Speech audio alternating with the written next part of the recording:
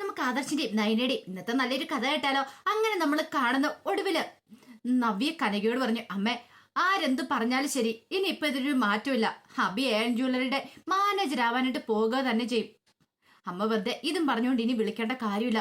അതും പറഞ്ഞിട്ട് കോൾ അങ്ങോട്ട് കട്ട് ചെയ്തു. മോളെ നവ്യെന്നൊക്കെ കനക വിളിച്ചെങ്കിലും അതൊന്നും കേൾക്കാനായിട്ട് നവ്യ കൂട്ടാക്കിയിട്ടുണ്ടായിരുന്നില്ല. പിന്നീട് ഫോൺ കട്ട് ചെയ്തിട്ട് നബി അബിയോട് പറഞ്ഞു, എടാ നിനക്ക് ദൈവമായിട്ട് കൊണ്ടുത്തന്ന അവസരം ഇത് നല്ല രീതി വിനിയോഗിക്കേണ്ടേ, നിന്റെ ഉത്തരവാദിത്തം പറഞ്ഞത് കേട്ടല്ലോ എന്ന് പറഞ്ഞു.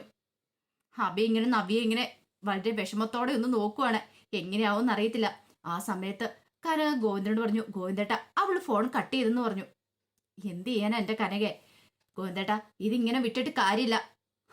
അവളങ്ങ് കളിച്ച് കളിച്ചിപ്പോ കണ്ടില്ലേ, ശരിക്കും അവളാണ് ഹബിയെ ഇങ്ങനെ പറഞ്ഞ് ഉന്തിത്തള്ളി വിടുന്നതെന്ന് എനിക്ക് തോന്നേ. അവളും കൂടെ ചേർന്നിട്ടുള്ള കളിയാ. കനകെ നമ്മൾ എന്തേലും പറഞ്ഞിട്ടുണ്ടെങ്കിൽ അവൾ അനുസരിക്കും തോന്നുന്നുണ്ടോ? എന്റെ കുഴപ്പമല്ല, എന്റെ തെറ്റല്ല. വലിയ വീട്ടിലേക്ക് കെട്ടിച്ചു വരണമെന്ന് ഞാൻ ആഗ്രഹിച്ചു. അതെന്റെ അത്യാഗ്രഹമായിരുന്നു മുമ്പ്. അതിനുശേഷം എന്തൊക്കെ പ്രശ്നങ്ങളാണ് ഉണ്ടായത്. ഒടുവിലെല്ലാം ഒന്ന് കലങ്ങി തെളിഞ്ഞ് വന്നു കഴിഞ്ഞപ്പോഴത്തേനും ആണ്ടെ അടുത്ത പ്രശ്നം കിടക്കണു. ഇനിയിപ്പൊ അവള് സത്യങ്ങളൊക്കെ തിരിച്ചറിഞ്ഞാൽ മാത്രമേ എന്തെങ്കിലും ഒരു വ്യത്യാസമുള്ളൂ കനകയെന്ന് ഗോവിന്ദൻ പറഞ്ഞു. അങ്ങനെയാണ് ഗോവിന്ദേട്ട എത്രയും പെട്ടെന്ന് സത്യങ്ങളൊക്കെ പറയണമെന്ന് പറഞ്ഞു. കനകെ അങ്ങനെ പറഞ്ഞിട്ടുണ്ടെങ്കിൽ നിനക്കറിയാലോ എന്താ സംഭവിക്കാൻ പോകുന്നത്. കനക പറഞ്ഞ് സംഭവിക്കട്ടെ. അല്ലെങ്കിലും മൂർത്തി ജ്വല്ലറി നിന്നുകൊണ്ട് അവള് ഏൻ ജ്വല്ലറിയുടെ പരസ്യ മോഡലാവാൻ പോയത്. അത് ശരിക്കും മൂർത്തി ജ്വല്ലറി തകർക്കുന്നതിന് തുല്യമല്ലേ, നാണം കെടുത്തുന്നതിന് തുല്യമല്ലേ? അങ്ങനെ ചെയ്യാൻ പാടുണ്ടായിരുന്നോ? ശരിയാ കനകെ, പക്ഷെ എന്ത് ചെയ്യാൻ പറ്റും നമുക്ക്? ഒന്നും ചെയ്യാൻ പറ്റില്ലല്ലേ. നമുക്ക് ചെയ്യാൻ പറ്റുന്ന കാര്യം ഞാൻ പറയാം. ഞാൻ എന്താണോ ചെയ്യാൻ തീരുമാനിച്ചു. കനകെ എന്തേലും ചെയ്യുന്നുണ്ടെങ്കിൽ ആദർശ് മോനോട് നയനമോടും ചോദിച്ചിട്ട് മതി. നമ്മൾ എടുത്തു ചാടി ഒന്നും ചെയ്യണ്ട. ദേ ഗോവിന്ദേട്ടാ, ഇങ്ങനെ പറഞ്ഞു പറഞ്ഞ് ഇത്ര നാൾ മുന്നോട്ട് നീക്കൊണ്ടുപോയത്. പക്ഷെ ഇത് അങ്ങനെ ഞാൻ വെറുതെ വിടാൻ പോകുന്നില്ല. രണ്ടും കൽപ്പിച്ചാൽ ഞാൻ ഉറപ്പായിട്ട് ഞാൻ പറയുക തന്നെ ചെയ്യും. അവരോട് ചോദിച്ചിട്ടുണ്ടെങ്കിൽ അവര് വേണ്ടാന്നോ പറയത്തുള്ളൂ. ഇനിയിപ്പൊ ആരുടെ അനുമതി ചോദിക്കുന്നില്ല. മൂർത്തി ജ്വല്ലറിയുടെ കാര്യം വാഴ്ത്താക്കാണ്ട് അവള് മനഃപൂർവ്വം ഈ കാര്യങ്ങളൊക്കെ ചെയ്തേ. അതങ്ങനെ വെറുതെ വിടാൻ പറ്റുന്ന കാര്യമാണോ? എന്താണ് അവളെ ഞാൻ ഒന്നുകൂടെ വിളിക്കട്ടെ. ഞാൻ ചില കാര്യങ്ങളൊക്കെ തീരുമാനിച്ചിട്ടുണ്ട് എന്ന് കനക ഉറപ്പോടുകൂടി ഗോവിന്ദനോട് പറഞ്ഞു. ഇതേ സമയത്ത് നവ്യയോട് ജലജ പറഞ്ഞു, നവ്യെ കണ്ടില്ലേ, നിന്റെ അമ്മ വിളിച്ചിട്ട് എന്തൊക്കെയാ പറഞ്ഞ്? പെറ്റമ്മയാന്ന് പറഞ്ഞിട്ട് കാര്യമില്ല. നിനക്കൊരു ഉയർച്ച ഉണ്ടായി കഴിഞ്ഞപ്പത്തിനും അവര് പറഞ്ഞു കേട്ടോ, അവർക്കൊന്നും ഒട്ടും താല്പര്യമില്ല എന്ന് പറഞ്ഞു. ഇത് കേട്ടപ്പോ നവ്യ പറഞ്ഞു, അതെനിക്ക് മനസ്സിലായ കാര്യമാ. അല്ലെങ്കിൽ തന്നെ ഒന്ന് ആലോചിച്ച് നോക്കിയേ. ശരിക്കും അമ്മമാരാണെങ്കിൽ നിന്നോടൊപ്പം സപ്പോർട്ട് ചെയ്ത് നിൽക്കുമല്ലേ ചെയ്യണ്ടേ? പക്ഷെ അതിന് പകരം അവരെന്താ ചെയ്തേ? ഇവനോട് ഏൻ ജ്വല്ലറിക്ക് പോവണ്ടെന്നൊക്കെ പറഞ്ഞ് കുറ്റപ്പെടുത്തല്ലേ ചെയ്തേ? ആ ശരിയായിട്ടുള്ള കാര്യമാണോ? അമ്മമാരാണെങ്കിൽ ഇങ്ങനെയുണ്ടോ? എനിക്കറിയാം. എന്റെ അമ്മയ്ക്ക് നന്ദു നയനെ നല്ല രീതിയിൽ മുന്നോട്ട് പോകുന്ന കാണുന്ന ആഗ്രഹമുള്ളൂ. അല്ലേലും എന്റെ ജീവിതത്തിന് ഒരു പ്രാധാന്യം തരുന്നില്ല. സാരമില്ലടാ അബി, നീ വിഷമിക്കൊന്നും വേണ്ട. മൂർത്തി മുത്തശ്ശൻ പറഞ്ഞല്ലോ നിന്നോട് പോയിക്കോളെ. പിന്നെ നീ വിഷമിക്കേണ്ട കാര്യമില്ല. എന്തിനും ഏതിനും ഞാൻ നിന്നോടൊപ്പം ഉണ്ട്. നീ പോവാതിരിക്കരുതെന്ന് പറഞ്ഞു. നമുക്കേ ഇവിടെ നിന്ന് നമുക്ക് പിടിച്ചു മുന്നോട്ട് പോകണം. ഉറപ്പായിട്ടും നിനക്ക് അവിടെ നല്ലൊരു സ്ഥാനം ഉണ്ടായിരിക്കും. ഇത് കേട്ട് കഴിഞ്ഞപ്പോ ജലജ പറഞ്ഞു, ശരിക്കും പറഞ്ഞാല് ഇങ്ങനെ ഉള്ള ഭാര്യമാരാണ് ഭർത്താക്കന്മാരുടെ ഉയർച്ചയ്ക്ക് കാരണം. മോളെ പോലെ നല്ലൊരു പെൺകുട്ടി വേണം ഇവളുടെ ജീവിതത്തിലേക്ക് വന്നെന്ന് ഞാൻ ആഗ്രഹിച്ചേ. ഇത്തിരിയൊക്കെ പുകഴ്ത്തി പറയാണ് നവ്യെ, എങ്കിലല്ലേ കാര്യങ്ങൾ നടക്കുള്ളൂ. പിന്നീട് പറഞ്ഞു, മോളെ നീ ഒരു കാര്യം മനസ്സിലാക്കണം. അവര് പല രീതിയിലും നമ്മളെ തകർക്കാൻ ശ്രമിക്കും. ഒരിടയ്ക്ക് ചന്തമോളുടെ അച്ഛൻ ഇവരാന്ന് വരെ പറഞ്ഞു പരത്തിക്കൊണ്ട് നടന്നു. മോളൊന്നും വിശ്വസിക്കണ്ട കേട്ടോ. ഞാൻ വിശ്വസിക്കാനോ? അതല്ല അതിലപ്പുറം പറയൂന്ന് എനിക്കറിയാം. അതുകൊണ്ട് അങ്ങനത്തെ കഥകളൊന്നും കേട്ടാൽ ഞാൻ വിശ്വസിക്കാൻ പോകുന്നില്ലമ്മേ. അമ്മ അതൊന്നും ഓർത്ത് പേടിക്കണ്ടെന്ന് പറഞ്ഞു. പിന്നീട് ജലജ അങ്ങോട്ട് പോയി കഴിഞ്ഞപ്പോഴത്തേനും അഭിയോട് നവി പറഞ്ഞു, എടാ എനിക്കറിയാം എന്റെ വയറ്റിലൊരു കുഞ്ഞുണ്ടെന്ന് അറിഞ്ഞു കഴിഞ്ഞപ്പോ നിനക്ക് ആദ്യമൊക്കെ ദേഷ്യം ഉണ്ടായിരുന്നു. പിന്നെ നിനക്ക് എന്നോട് ഭയങ്കര സ്നേഹമായിരുന്നു. ആ സ്നേഹം തിരിച്ചറിഞ്ഞോളാം ഞാൻ പ്രസവത്തിന് ശേഷം. അതുപോലെ തന്നെ ഇപ്പോഴ് നിനക്ക് എന്നെ അത്രയ്ക്ക് ജീവന. നിന്നെ ഞാൻ ഒരു കാരണവശാലും ആർക്കും വിട്ടുകൊടുക്കില്ലടാ. നിന്നോടൊപ്പം ഞാൻ ഉണ്ടായിരിക്കും. നിന്റെ ഓരോ ഉയർച്ചയുടെ പിന്നിലും ഞാൻ കാണും. എന്ത് വന്നാലും നീ ജോലിക്ക് പോകണം. അതൊക്കെ പറഞ്ഞിട്ട് ഹബി അങ്ങോട്ട് കെട്ടിപ്പിടിക്കുകയാണ്. ഹബിക്ക് ഭയങ്കര സന്തോഷമായി. താൻ പറയുന്നതൊക്കെ വിശ്വസിക്കുന്നുണ്ടല്ലോ ഈ മരം വണ്ടി എന്നൊരു ചിന്തയൊക്കെയായിരുന്നു അബിയുടെ മനസ്സിൽ. ഇതേ സമയത്ത് ആദർശം നയനയും കൂടെ നന്ദുവിനെ കാണാനായിട്ട് പോലീസ് സ്റ്റേഷനിലേക്ക് വന്നു. അങ്ങനെ സംസാരിക്കുന്ന സമയത്ത് നന്ദു പറഞ്ഞു, ആദർശേട്ടാ ആ ഡ്രൈവറുടെ ഡീറ്റെയിൽസും കാര്യങ്ങളും ഞാൻ എടുത്തായിരുന്നു. ഇതിനു മുമ്പ് അയാൾക്ക് ഇമ്മാതിരി സ്വർണ്ണക്കടത്ത് കേസിലൊക്കെ പങ്കുണ്ട്. അയാൾ പ്രതിയായിരുന്നു പറഞ്ഞു. പോരാത്തന് അയാൾ ഗൾഫിലെ ജയിലിലും കിടന്നിട്ടുണ്ടെന്ന് പറഞ്ഞു. അത് കേട്ടപ്പോ ആദർശം പറഞ്ഞു, ഓഹോ അപ്പൊ അങ്ങനെയാണ് കാര്യങ്ങൾ. ആദ്യമായിട്ട് തുടങ്ങിയതല്ല അല്ലാന്ന് പറഞ്ഞു. പിന്നെ ഈ കേസിൽ എന്താണെങ്കിലും DGPക്കൊക്കെ സ്പെഷ്യലായിട്ടൊരു താല്പര്യമുണ്ട്. ഈ ഏൻ ജ്വല്ലറിക്കാരുടെ പിടിയിലാണ് ഒരുമാതിരിപ്പെട്ട പോലീസുകാരൊക്കെ. പക്ഷെ ഇവിടെ എന്താണെങ്കിലും അങ്ങനെ ഇല്ലാന്ന് എനിക്ക് തോന്നേ. പിന്നെ DGP വിളിച്ച് SP കാര്യങ്ങൾ പറഞ്ഞിട്ടുണ്ട്, എത്രയും പെട്ടെന്ന് തന്നെ കള്ളന്മാരെ പിടികൂടണമെന്ന്. എന്തോ DGPക്കകത്തൊരു പ്രത്യേക താല്പര്യം ഉണ്ടെന്ന് പറഞ്ഞു. പിന്നെ ആദർശേട്ടൻ അറിയാലോ, ഈ DGP ആയിട്ട് മൂർത്തി മുത്തശ്ശൻ നല്ല ബന്ധമുണ്ടെന്ന് തോന്നേ. അപ്പോഴേക്കും ആദർശ് പറഞ്ഞു, അതൊക്കെ ശരി തന്നെയാ, പക്ഷെങ്കിലും മുത്തശ്ശൻ ഈ കാര്യത്തിൽ എന്നെ സഹായിക്കും തോന്നില്ല. സ്വന്തമായിട്ട് കാര്യങ്ങൾ കണ്ടുപിടിക്കട്ടെ എന്നൊരു ചിന്താഗതിക്കാരനാണ് മുത്തശ്ശന്. അതുകൊണ്ട് ഈ കാര്യത്തിൽ എന്നെ ഹെൽപ്പ് ചെയ്യുമെന്ന് തോന്നില്ല എന്ന് പറഞ്ഞു. നന്ദു പറഞ്ഞു, അല്ല, ഈ പറയുന്ന ഏൺ ജ്വല്ലറിക്കാർക്കൊക്കെ അറിയാം ഞാനാണ് സ്വർണം പിടിച്ചെന്നുള്ള കാര്യം. അപ്പൊ എന്റെ പിന്നെ ചിലപ്പോൾ ആദർശേട്ടനും ഉണ്ടായിരിക്കും എന്നറിയാം. അവര് നമ്മളെ ടാർഗറ്റ് ചെയ്യുമായിരിക്കും. ആദർശ് പറഞ്ഞു, അങ്ങനെ അങ്ങോട്ട് ഒളിച്ചോടാൻ പറ്റുന്ന കാര്യമാണോ നന്ദു? ആരൊക്കെ എന്തൊക്കെ പറഞ്ഞു പറഞ്ഞാലും ഇതിനകത്തൊന്നും ഞാൻ പിന്മാറുന്ന കാര്യമില്ല. സത്യാവസ്ഥ കണ്ടെത്തിയേ ഞാൻ അടങ്ങോളൂ എന്ന് പറഞ്ഞു. അതിന്റെ പേരിൽ ഇനിയിപ്പൊ തല പോയാലും കുഴപ്പമില്ല. പിന്നെ മറ്റൊരു കാര്യം, ഈ വിഷു വരെ അവരുടെ തേരോട്ടം നടക്കട്ടെ. വിഷു കഴിഞ്ഞിട്ട് നമുക്കൊരു കലക്ക് കലക്കണം. അപ്പോഴേക്കും നന്ദു പറഞ്ഞു, ഇപ്പൊ കാര്യങ്ങളൊക്കെ കുറച്ച് സ്പീഡപ്പിൽ പോകുന്നുണ്ട്, അതുകൊണ്ട് പേടിക്കേണ്ട കാര്യമൊന്നുമില്ല. കുറ്റവാളികളെയൊക്കെ നമുക്ക് അധികം വൈകാതെ തന്നെ പുറത്ത് കൊണ്ടുവരേണ്ടതായിട്ട് വരുമെന്ന് പറഞ്ഞു. അത് കേട്ടിഞ്ഞപ്പോൾ ആദർശ് പറഞ്ഞു, അങ്ങനെ തന്നെ വേണം. എന്തിനും ഏതിനും ഫുൾ സപ്പോർട്ടുമായിട്ട് ഞങ്ങളും കൂടെ ഉണ്ടായിരിക്കും. നന്ദു, നിനക്ക് എന്തെങ്കിലും ഇതറിയണമെങ്കിൽ ആ സെക്കൻഡ് വിളിച്ചാൽ മതി എന്ന് പറഞ്ഞു. നന്ദു പറഞ്ഞു, ശരി ആദർശേട്ടാ. ആദർശാണ് ധൈര്യമായിട്ട് പോയിക്കോ, അധികം വൈകാതെ തന്നെ നമ്മളെല്ലാവരും കൊടുക്കുമെന്ന് പറഞ്ഞു. അങ്ങനെ നയനെ ആദർശം കൂടെ ഭയങ്കര സന്തോഷത്തോട് കൂടിയിട്ടാണ് പോകുന്നത്. കുറച്ച് കഴിഞ്ഞപ്പോൾ നവ്യയുടെ ഫോണിലേക്ക് കനക വിളിച്ചു. ആ സമയം നവ്യ പറഞ്ഞു, ദമ്മേ ഒരു കാര്യം ഞാൻ പറഞ്ഞേക്കാം. അബി ഏൺ ജ്വല്ലറിക്ക് വിടണ്ടെന്ന് പറയാനാണെങ്കിൽ എന്നെ വിളിക്കണ്ടെന്ന് പറഞ്ഞു. എനിക്കൊരു നല്ല കാലം ഉണ്ടാന്ന് അമ്മയ്ക്ക് ഇഷ്ടമില്ലല്ലേ?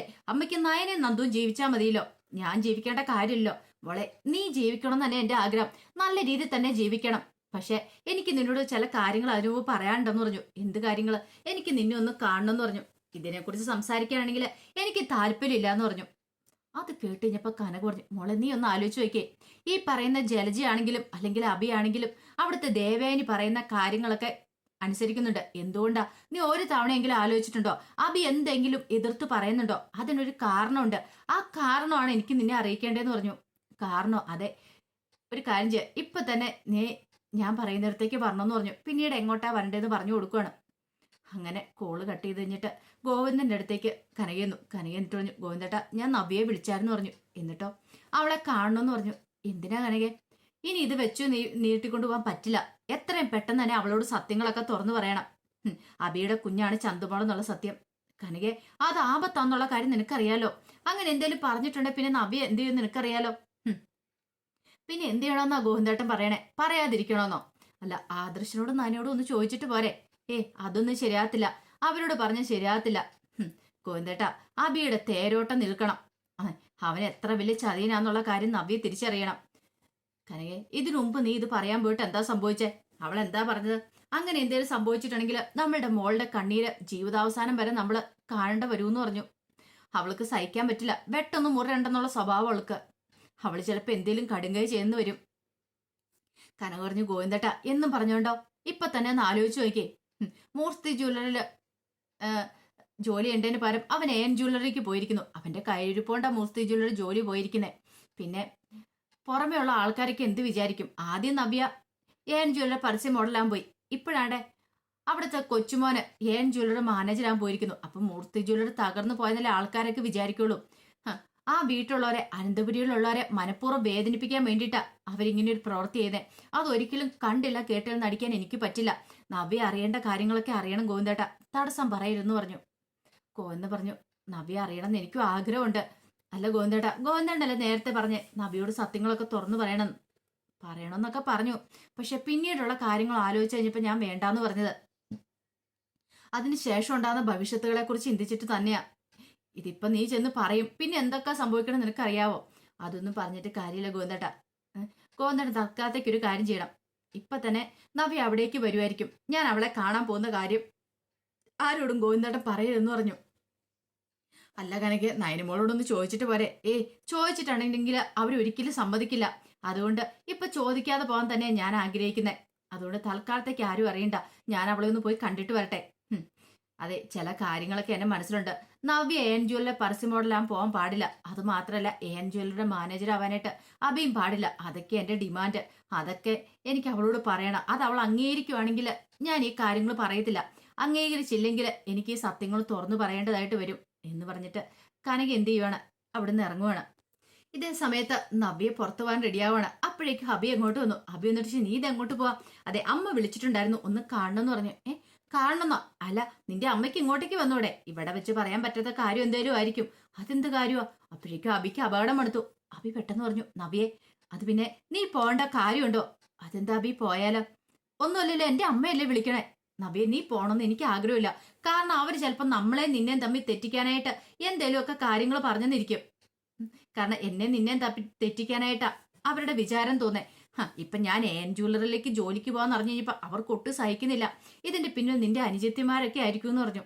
നവി പറഞ്ഞു, അങ്ങനെ അവര് പറഞ്ഞാലും ഞാൻ അനുസരിക്കും നിനക്ക് തോന്നുന്നുണ്ടോ? അമ്മയ്ക്ക് പറയാനുള്ള എന്താന്ന് വെച്ചാൽ ഞാൻ കേൾക്കട്ടെ. ദേ നവിയെ, എനിക്ക് ബലമായ സംശയമുണ്ട്.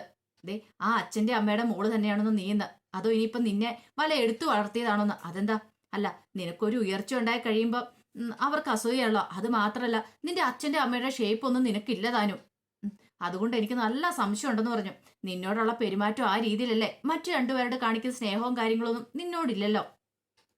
നബി പറഞ്ഞു, നീ എന്താ പറഞ്ഞു വരുന്നേ? ഞാൻ അച്ഛന്റെ അമ്മയുടെ മോളല്ലെന്നല്ലേ? എനിക്ക് ആ കാര്യത്തിലൊരു സംശയം ഉണ്ടെന്ന് പറഞ്ഞു.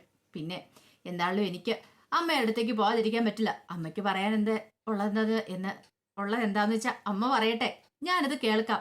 നീ അതിന് പേടിക്കേണ്ട കാര്യം എന്താ? അല്ല അവിടെ ചെന്ന് കഴിയുമ്പോ നിനക്ക് തോന്നും എന്നെ ഏൻ ജ്വല്ലറിലേക്ക് വിടണ്ടെന്ന്. അങ്ങനെയൊന്നും ഇല്ലാന്നേ. നിന്നെ ഏൻ ജ്വല്ലറിക്ക് ഞാൻ വിടുക തന്നെ ചെയ്യും. നീ അതൊന്നും ഓർത്ത് പേടിക്കണ്ട.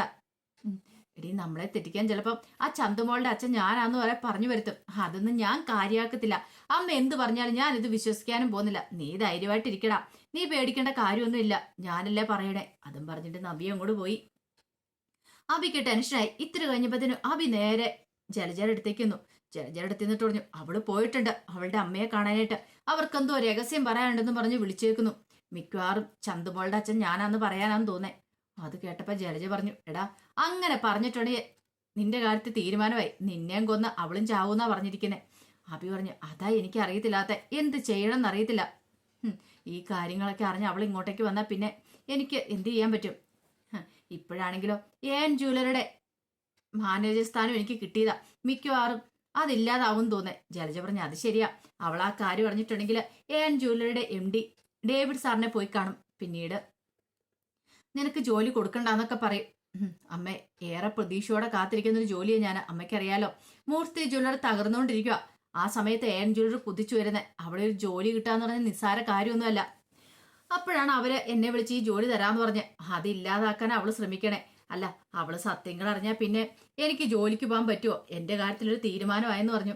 അത് കേട്ട് കഴിഞ്ഞപ്പോ ജലജ പറഞ്ഞു, അതേടാ അത് ഉറപ്പായിട്ടും ഉണ്ടാവെന്ന് പറഞ്ഞു. അമ്മ എനിക്കിനി എന്ത് ചെയ്യണം എന്നറിയത്തില്ല. വല്ലാത്തൊരു പ്രതിസന്ധിയിലാണല്ലോ ഞാൻ.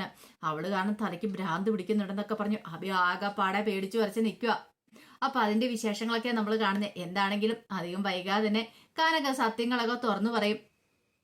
അബിക്ക് വലിയ തിരിച്ചടിനെ കിട്ടുന്നത്. ആ വിശേഷങ്ങൾക്കായി നമുക്ക് എല്ലാവർക്കും കാത്തിരിക്കാട്ടോ. ഒരിക്കൽ കൂടി എല്ലാവർക്കും ശുഭദിനം നേർന്നോട് നിർത്തുന്നു. നന്ദി.